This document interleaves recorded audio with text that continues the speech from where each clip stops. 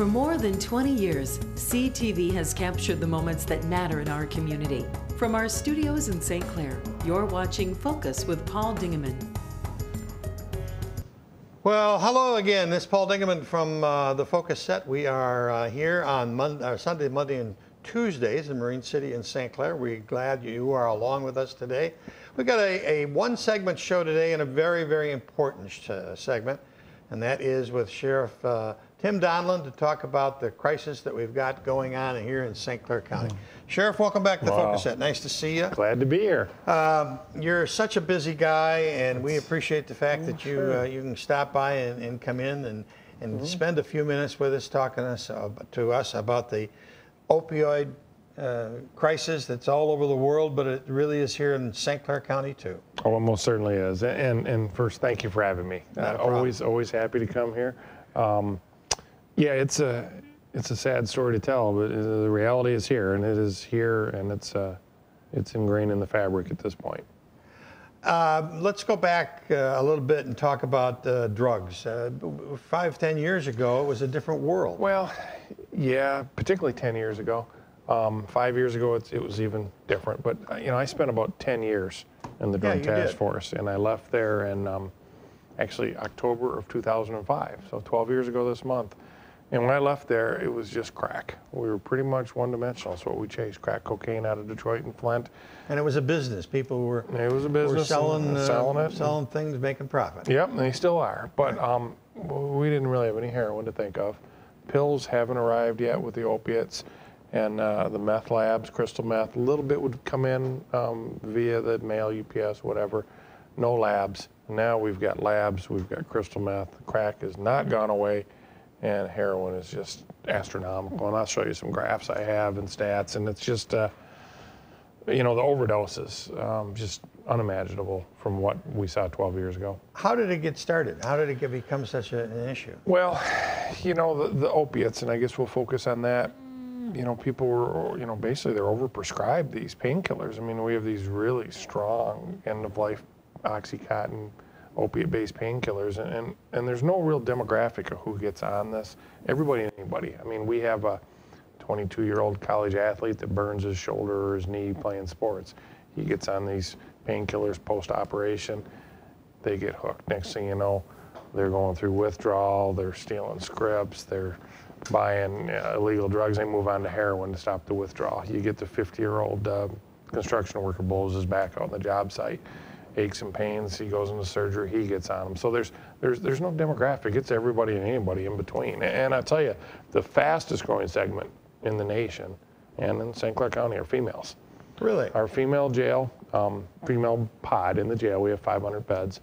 We have no room for females. We can carry about 75 females. And we run about 85 every day. We're housing them out of county. So that new jail, we have to... Is it capacity? Oh yeah, we have to pay rent to house our females out of county because that's the fastest growing drug addiction inmate change that we've seen. It's the females. I mean, and all types of them in there, but they're all opiate-based drug addicts. You brought along a PowerPoint. I did. Yep. Lexi's going to put it up on the screen here for us. Yep. And there you go.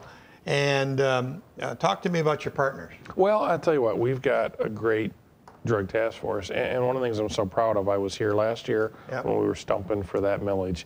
And our public supported it. They recognized that we had a real issue here.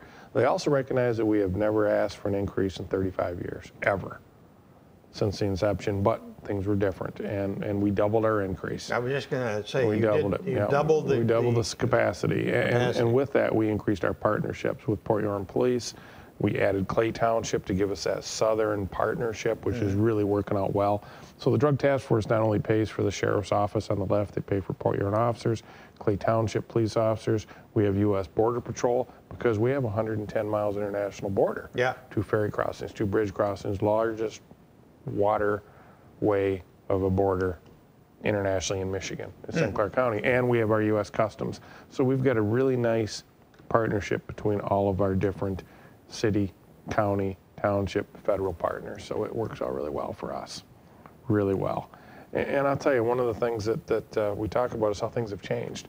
When I was in the drug unit, and I did 3 different assignments, total about 10 years, it was crack, crack, crack. Now we have meth, which you see the meth labs on the bottom. We have the pills, and then we have the heroin, and it just keeps going and going and going, and just doesn't seem to stop. That is new for us here in St. Clair County, and it is really a problem. And again, kind of where it starts off is with the pills. You know, many of these people get addicted to these pills, and every picture I show you, those are from drug raids. These aren't pulled off the internet. That's a house in St. Clair County. Open up the drawer, all these pharmaceuticals. But when people get prescribed these pills and they're addicted, and they can't get them anymore, you're going to go into withdrawal, and the heroin stops the withdrawal. Nobody wakes up one day and decides, I'm going to shoot heroin. Right. No, they wouldn't. Nobody does. They transition to heroin to stop withdrawal. And opiates are far more expensive under the pill manufactured method than it is buying heroin on the street. So who's manufacturing the heroin that's here? Well, the heroin here comes out of a number of different places. It comes out of Asia. Okay. Of course, some out of Afghanistan, and surprisingly enough, Colombia. Colombia has changed their focus from the to the opiates from the poppy seeds for the cocaine. They've switched it around to get to the opiates. It's a better crop. Better crop, more of a market. And then a lot of it is processed in Mexico. So you're going to have Afghanistan, you're going to have the Asian market, and then you're going to have Mexico where it's manufactured as well. So it's comes in from a lot of different ports, and that falls into our jurisdictions with the border here. Yeah. So one of the things that we have done a good job, though, on, I think, is educating the public on getting rid of prescription pills, the take back. You know. Yeah, you've had that for a number of years. We've had it for 7 years. Now, this is just our stats. And in 7 years, 1,200 pounds of pills. Pounds. Wow. Pounds. Pounds. 1,000 pills is a pound. Wow. And that's a lot. Now, this year so far, 200 pounds. And I can tell you, Paul, people drop them off every day from, not just our place, Port Huron Police, Marine City, St. Clair, Clay Township, State Police, everybody takes them. I'll be at a kid's sporting event, and a parent will come up, hey, somebody just died, I have these pills, can I give them to you? They give them to me. I have them in my car, I drop them off at work, but that's helping us kind of curb it. So there's some good public awareness of these pills, but still, there's far too many out there. And you look at what we're seizing, that's a lot. And these aren't the ones turned in, these are the ones seized. So these are prescription pills, just prescription pills? Opiate-based prescription pills, that we're seizing. So, we're going to run 2,000 doses plus a year. This figure for this year, the bottom line there, if they can't read it, is January 1st through September 30th of this year. You're halfway through the year, and you're almost to 2,000, 1,800, and no end in sight. And now think how much we'd have if it wasn't for that drug take back. Oh, yeah. Because those pills get stolen and they get put in the wrong hands. They end up in the street, and obviously we're going to seize some. Those seizure numbers are going to be even higher. Okay. So it's very frightening. These are just a snapshot of what we're seeing on the street here. Now you look at these oxycodone, hydrocodone. These are heavy-duty pills. The morphine goes up and down, Xanax, but the two on top, 639 Oxycontins. That's big stuff. Now again, we're going to run 2,000 doses that we're going to seize. It's all over the place. Now, when I was in narcotics, we didn't see any of this stuff. We saw a spike starting to show years ago, and then it's kind of leveled off. But once it leveled off and stopped climbing, heroin arrived, and that took the place. So when you see that graph I showed here a little while ago, you wait till you see the graph of the heroin. The heroin graph is just frightening, and our heroin has increased 800%. I mean, through the roof. Through the roof. And this is a little picture of how we're seizing it. Each one of those little packets is called a bundle. And 12 bundles is a bundle. And the bigger packet on the left is a bundle, and those are the bundles. Now, each one of those is about 20 bucks. And a heroin addict, depending on his tolerance, probably is going to use one of those packs 3 times a day. 3 times a day? I would say, wow. At least. To keep from withdrawal.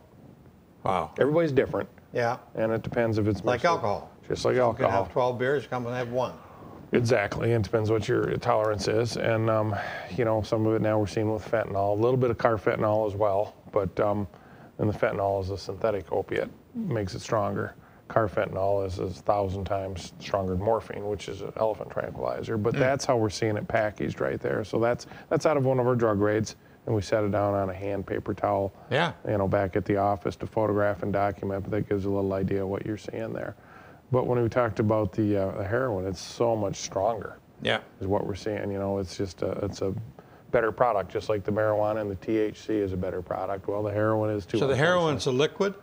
It's in a powder form, turned into the liquid, and then you can. Or they add water or something? No, you burn it. Oh, okay. Light the fire on it, and then it liquefies, and you can inject it. Okay. You can snort it as well, but that's how the primary method right there is how they're going to do is inject it. But a lot of people say to us, Tim, what do we have such a problem in St. Clair County for? And when you look at our map, and on the left is St. Clair County, 750 miles, big county. And what we have is different than most counties. We're different than, frankly, any county in Michigan. We got 2 freeways at dead end. You got I-69 coming out of Flint, city at risk, dead ends, St. Clair County, 45 minutes. You got I-94, cross sections our county, dead ends, St. Clair County, 45 minutes. So you got drugs coming from the south, drugs coming from the west, and then you got cash going back the other way to the cities. Nobody else really has that where they dead end and bottleneck. Now, if that wasn't bad enough, then you got 110 miles international border, liquid border. So when you look at it, you have 3 different points of entry, expressways, and the border, and it bottlenecks in St. Clair County. Lapeer County isn't like that, Macomb County, nobody's like that but us. It's very unusual. And that really makes us a destination city. And if you want to ship your heroin, let's say via New York City, you can go right through Canada, across, boom, into St. Clair County, sell it here, zip to Detroit, zip to Flint, or if it comes the other way, out of Chicago, via I-69. It's not even like in Niagara Falls, or, I mean, it's not the same. I mean, you've got a different... Whole different concept, yeah. Concept. It's got to be bigger in here.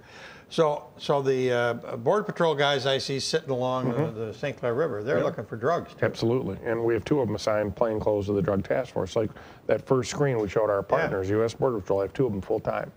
And they work, I'd say 40 hours is about 80 hours a week for us. Yeah. And they're a great resource. They're bilingual. They have federal jurisdiction. Same with customs. We have the ferry crossings. We have the Blue Water bridges. So we have that customs agent assigned to the Drug Task Force. And I'll tell you, Paul, they're worth their weight in gold. Good. And it's good for us to have them as partners. And I'll tell you, I'll give a little plug. The reason we have those individuals is former U.S. Congresswoman Candace Miller. She put that together for us. She got that done. We needed the help, and we called, and Candace says, I'll have that for you. And before you knew it, we had some help. That's nice. Now, we talked about the heroin. Look at that seizure. You remember the pills were kind of leveling off, but they were high. Look at that grasp on heroin. I mean, that's astronomical. Right, and that's only through September. Correct. And that's 350. Those are grams. Grams. Each one of those little packets was like 1/10 of 1 gram, 0.001. That's a lot of heroin. And think about when you see some more slides here, we're still doing meth and crack. How high would that be if we weren't fighting those other drugs as well? And that's the problem. Look at our crystal meth. And crystal meth is the meth. If you ever watch the show Breaking Bad, it's the good stuff that's made in a lab, and most of that comes out of Mexico, and that's shipped in here. And we've had a tremendous uptick. Look at 2013 to 2017. Now you think, how high would this be if we weren't spending time on meth? I mean, that tells you how much heroin is there in meth.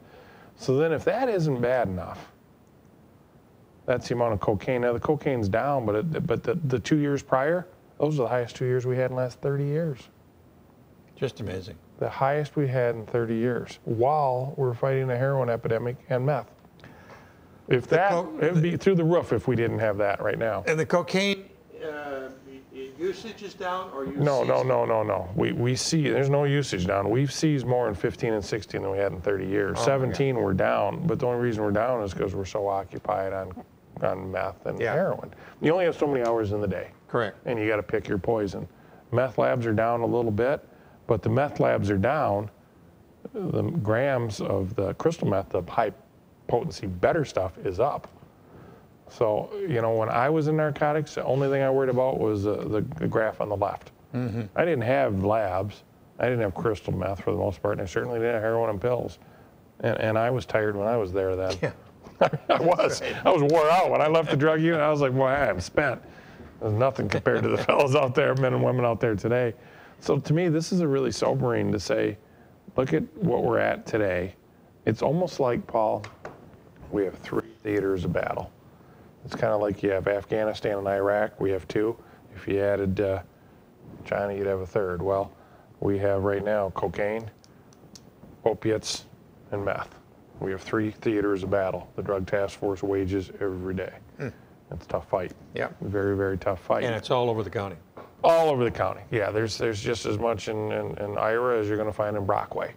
I mean, and everywhere in between. And those are about the 2 farthest extremes. Well, maybe Lyndon Township is a little farther west, but you know, it's a big county and it's everywhere. Nobody is exempt. Right. And nobody says That's that, the, you know. that's the amazing thing. It is, and nobody can say our community is free of this. That's not true. If that's what they're saying, they're burying their head in the sand, because I know better. Right. You know, and the thing about being the sheriff is all my jurisdiction. So I can tell you, I know what goes on. It's all county jurisdiction, so I see the whole place. Right. So it's everywhere. Every school's got it. Nobody's any better or any worse. It's just some are more active because there's more students. That's all. But I look at some of our arrests, I mean, through the roof as well. You look at these 330 felony, 312, 294 as of September, 237. That's a lot of arrests and the misdemeanors as well, but unbelievable amount of arrests every day. Yeah. And I'll tell you what, we're still ramping up our manpower in 2017 as we double the size. When you see 2018 and see that drug task force running with 20 people full time, it's going to be a force to reckon with. These numbers are going to be astronomical because we'll split it into 2 teams. We'll run 10 guys south and 10 north.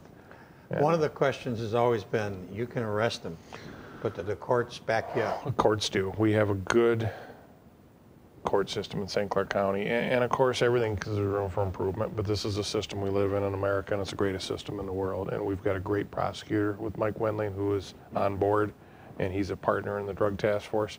We've got very good judges, we've got very good assistant prosecutors, and we've got a very fair defense attorney bar association, St. Clair County. So we've got, you know, we've got a good situation to work in, and not every county, I think, is as well off as we are. Right. I mean, some have conflicts.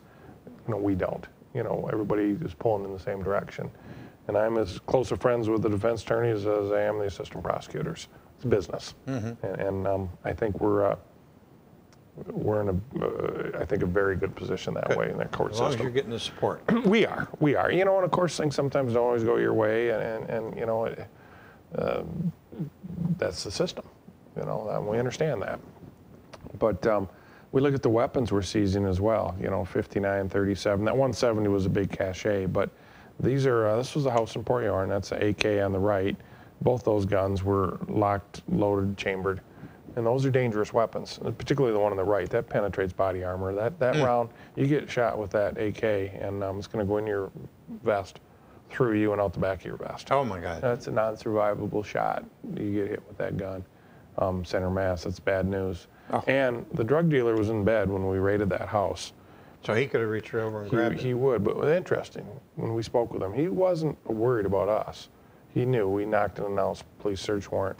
Those guns were for the other drug dealers. He was afraid of getting robbed and getting in a gunfight. That's what that was for. Yeah. And that was frightening and shocking. He was from Detroit, and he's like, I'm not going to pull a gun on the police. You know, I'll take my hit. I'll do my time like a man. That's in case another drug dealer is going to rob him. So that's what's in our neighborhoods.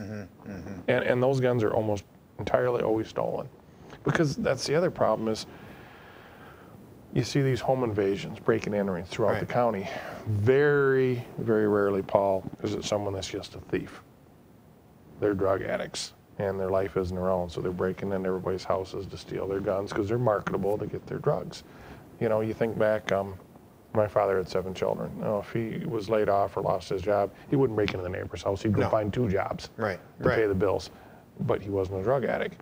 You become a drug addict and your life is not your own. And when you think about these guns, those are always stolen, and they're always coming out of households in our county where people are gone to work and somebody kicks the door and takes their guns.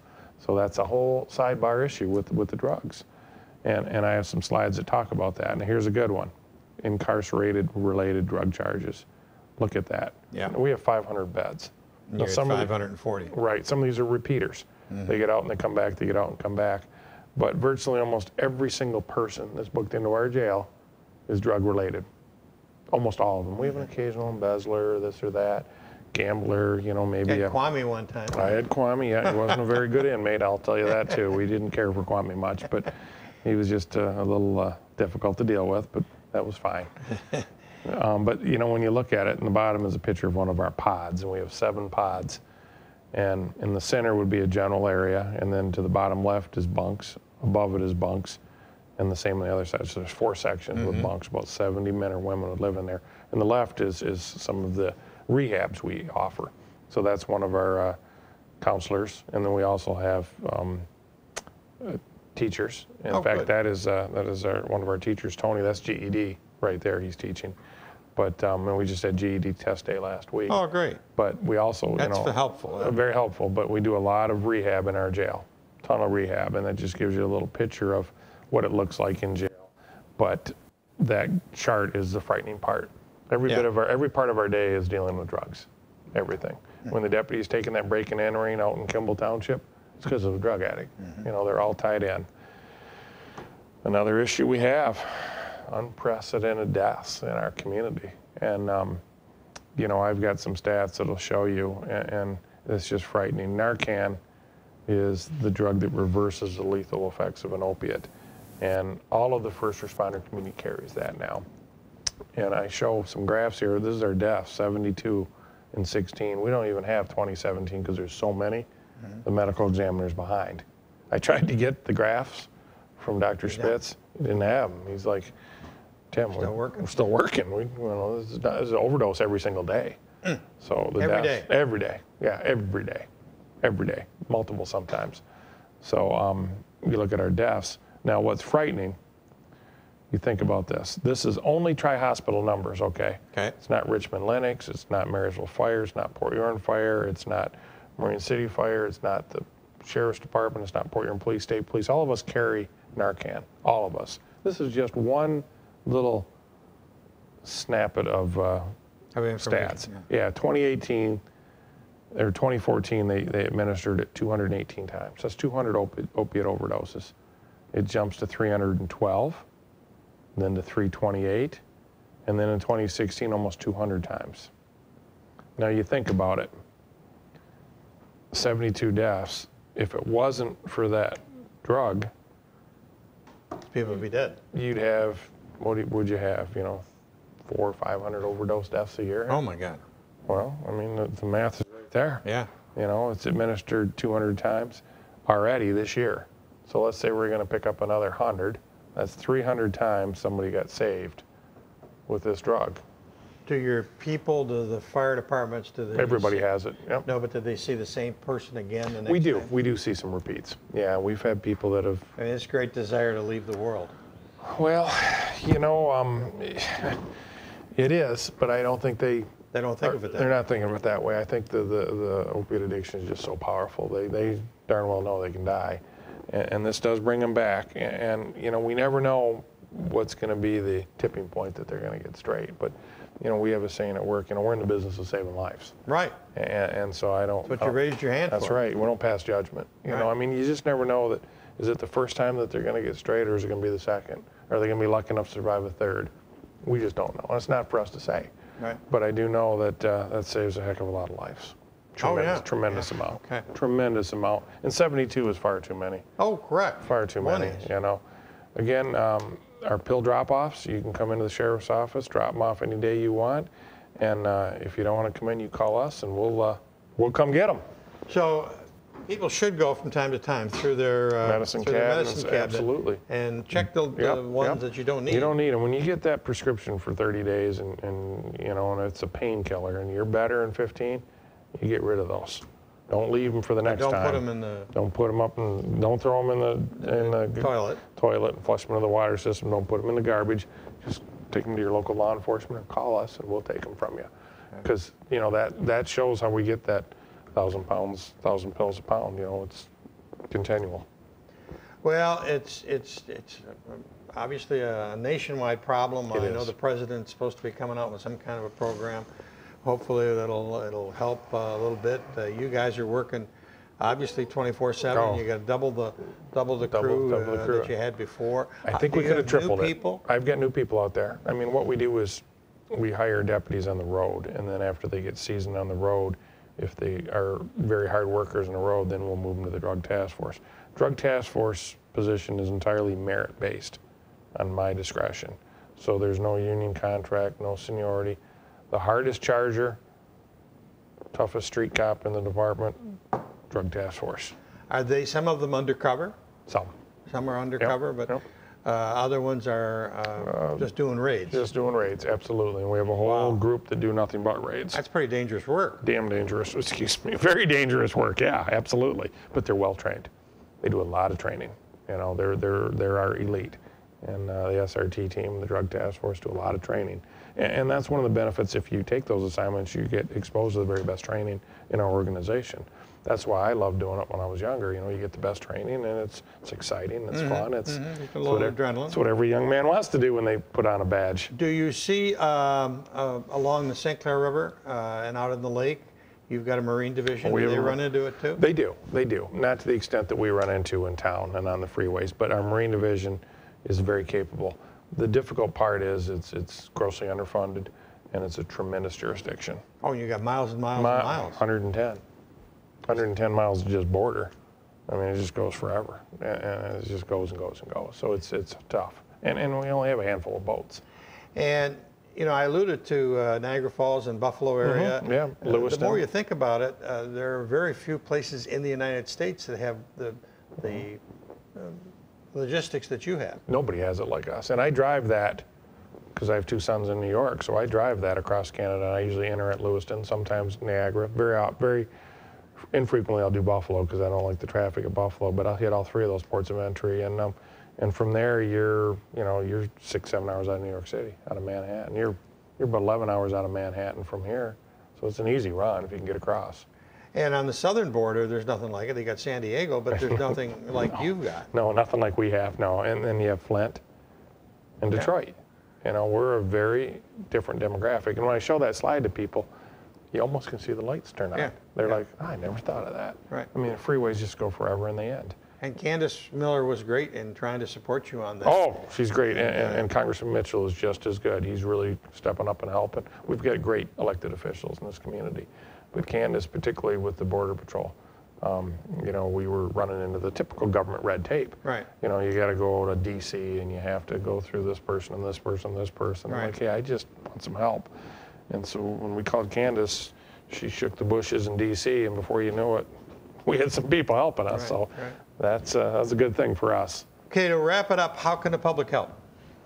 Well, I'll tell you, there's three components. You can't arrest your way out of this. Okay. It's got to be educational based and rehab based, rehab treatment. You know, the education we're lacking. You know, our kids know now, you know, about alcohol. They don't drink like they used to. They know about tobacco. They're not smoking. We're not drinking. We're wearing seatbelts. We're trying to learn not to text and drive. We're educated ourselves very well on that. We've done a terrible job educating ourselves on opiates and pills and heroin, and that's where we got to come. We got to come with some education. Opiates and heroin. Heroin It's and the same pills thing. came after the days of DARE graduates. Oh yeah, absolutely. I mean, those kids, the DARE graduate students, were 10 years ago, right? More than that, probably. Yeah. Yeah. And these are the newer generation. This is the newest, much younger generation, correct. How early are you seeing opiate problems? High school. Yeah, opiate problem. The THC is, you know, far earlier, you know, elementary, junior high. Alcohol, the same thing, but the opiate-based high school, we're seeing them. But I think a huge component, it's got to be the education that don't even go near it, don't even try it. And then there's got to be a treatment component. You know, we need more treatment. You have to get these people well or they're just going to return to the cycle. I mean, there's three avenues, you know. You go to prison, you die, or you get better. That's it. There's only three. And we're lacking terribly in Michigan the get better point. You know, jail, we do some treatment, but jail's jail. Right. You know, it's not meant for treatment. We do a lot of treatment in our jail, but you're limited. It's different. You know, different amounts of stay, different sentences, captive audience, whole different demographic. But we got to focus on education and rehab. We do a great job on the enforcement drug task force, but to curb the problem, it takes more than just enforcement. Who's going to do the education? The schools? Well, you know, it's got to be funded. It's got to come from funding. I mean, you know, this stuff has got to come from Washington down. We have to legislate funding for this, a lot of funding for this. Enforcement is done locally here and it's through funding through millage. But our millage doesn't do rehab, Right. and it doesn't do education. It does strictly enforcement. That's what it was meant to do, and that's what it does. So people should contact Congressman Mitchell and Sure, absolutely, and talk senators, to them. Talk Peters to and them, Stabenow. absolutely, as well as their state ones with Pavlo, and let them know that, hey, this is a real problem, and how are you helping us? And we have ideas. What ideas do you have? And it's going to take some work, and there's so many spokes to the wheel of this problem. I deal a lot and partner a lot with Dr. Mercantile. You know, Right. You have the health department has a component of it. You have the community mental health has a partner of it. Corrections has a big piece of it. The rehab hospitalization has a piece of it. The enforcement is another piece of it. The drug carts are another piece. There's all these different divisions of labor, if you would, that wear different hats. And now we're all circling together in the room. I may have Deb Johnson from CMH, Doc Mercantile from the health department, Mike Windling from the prosecutor, one of the hospital personnel, and we're all sitting together thinking, okay, what are we going to do with this opiate addict? You know, how are we going to fix this addict? What are we going to do? You know, and CMH say they're a CMH client. Health department may say we know about how to get them some medication, and there's all these different players now, and we're recognizing that in our county, thank goodness, because you know, when you start operating in silos, you know, we're just law enforcement in the jail, and we're not talking to our other partners, nothing's ever going to get accomplished. So I think we're a small enough county, everybody knows each other, and all of the stakeholders know each other, so we can all go to the room and sit down and think, all right, here's what I know how to do, what do you know how to do? And it works fairly well. His name is Sheriff Tim Donnellon. We are lucky to have him in his office and doing the work for us to try and keep this a nice county and make it even a better county. We're trying. Thank you for your time and my pleasure. And all your men and women that are working with you that are doing such a great job. We got some great ones. Yeah. That's about it for this edition of the Focus program. Make sure that you have some information that you want to share with the sheriff, that you get a hold of him, and I'm sure he'd be happy to listen to you and hear your part of how we can make St. Clair County a better place. That's it for today. Thanks very much for tuning in.